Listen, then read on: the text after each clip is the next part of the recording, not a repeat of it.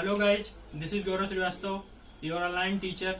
आज हम लोग इंग्लिश के एक बहुत ही महत्वपूर्ण चैप्टर आर्टिकल्स के बारे में बात करेंगे।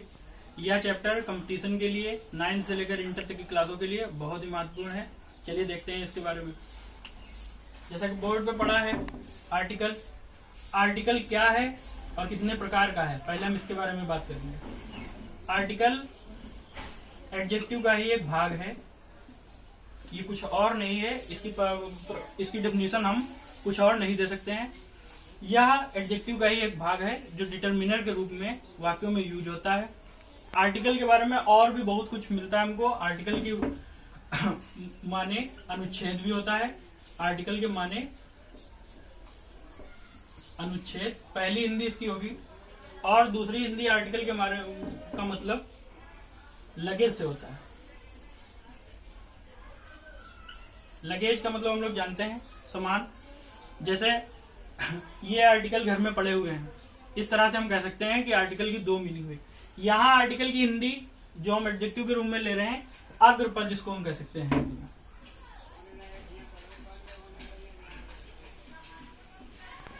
अग्रपद का मतलब आर्टिकल कहाँ लगता है? एडजेक्टिव के आगे, नाउन के आगे, इसलिए उसे हम अग्रपद कहेंगे। ना ही हमारी हिंदी ये रहेगी, ना ही हमारी हिंदी ये रहेगी। ठीक है, तो आर्टिकल एडजेक्टिव का ही एक भाग है और कुछ नहीं। तो अब हम आर्टिकल कितने प्रकार का होता है वो आपके सामने लिखा हुआ है। आर्टिकल 3 प्रकार का होता है।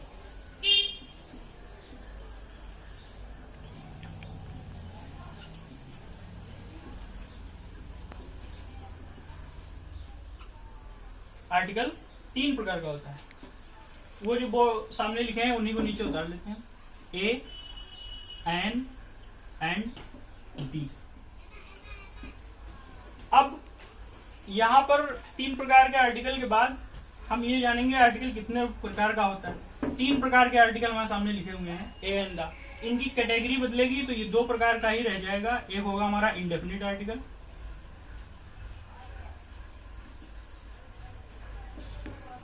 और हमारा द डेफिनिट आर्टिकल।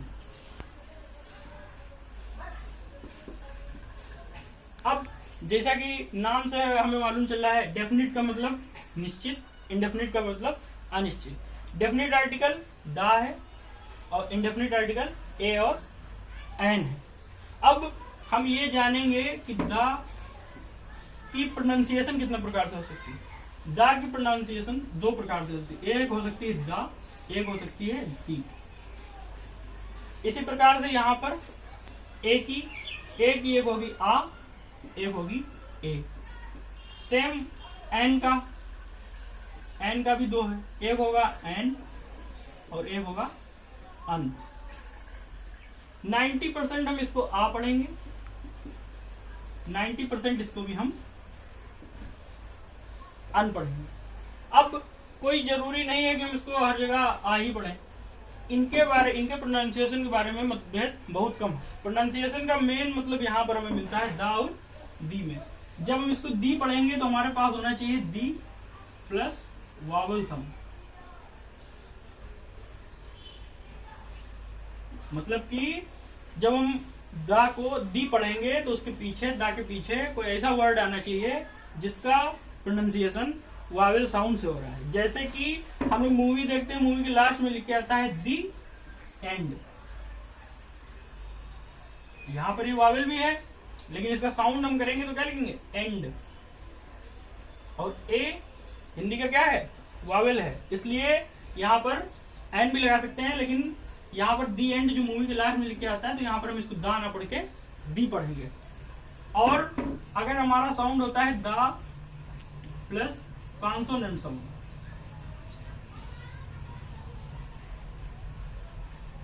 तब हम उसे दा पढ़ेंगे। क्लियर?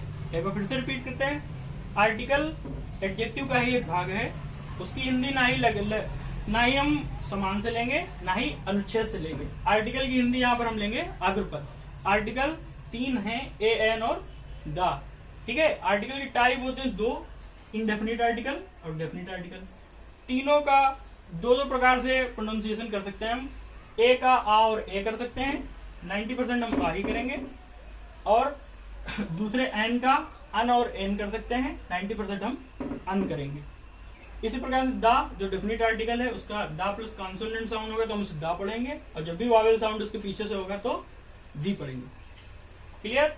इसके बाद हम लोग देखेंगे पोजीशन ऑफ आर्टिकल।